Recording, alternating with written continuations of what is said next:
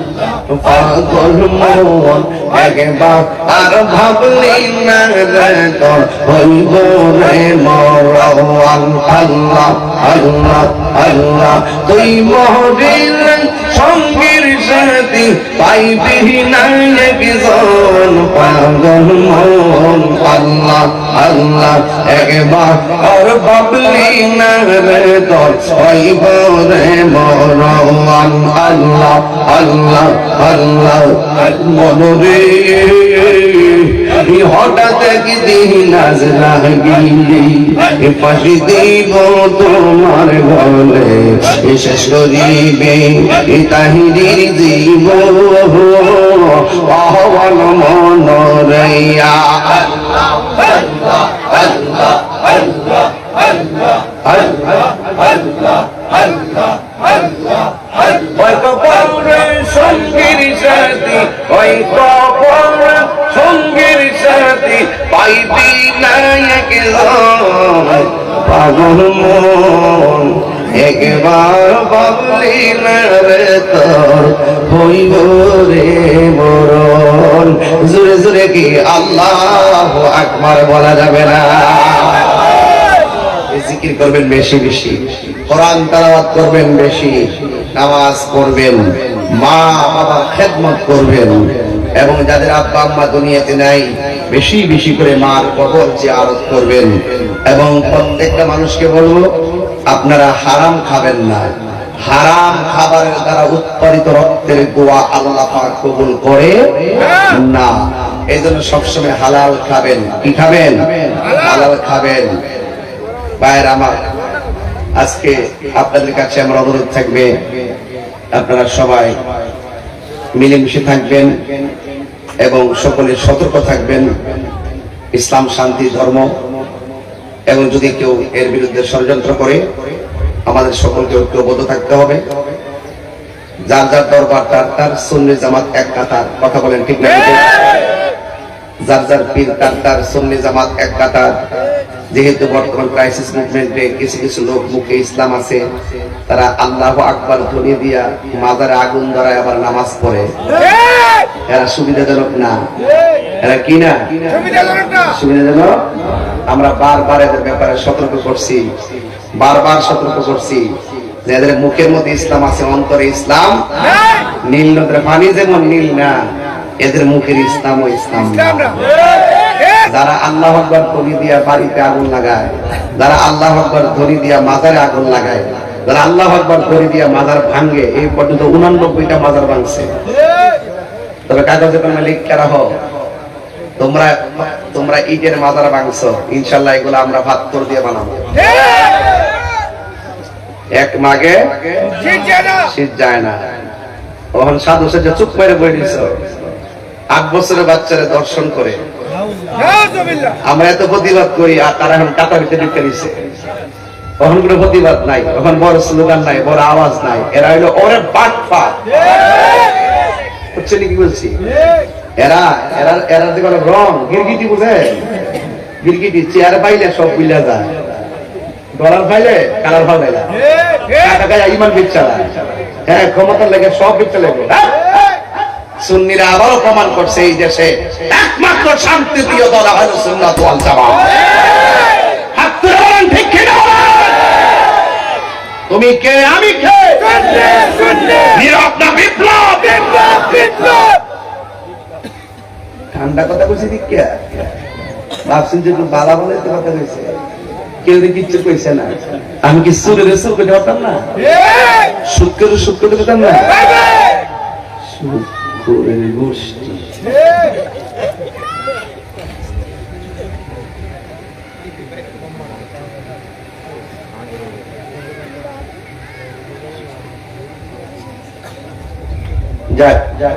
মিলেমিশে থাকবেন। কেমন থাকবেন? মিলেমিশে থাকবেন ইনশাআল্লাহ। কোনটা কেন? হাত তুলে গরম মজদা গরম করেন, গরম করেন।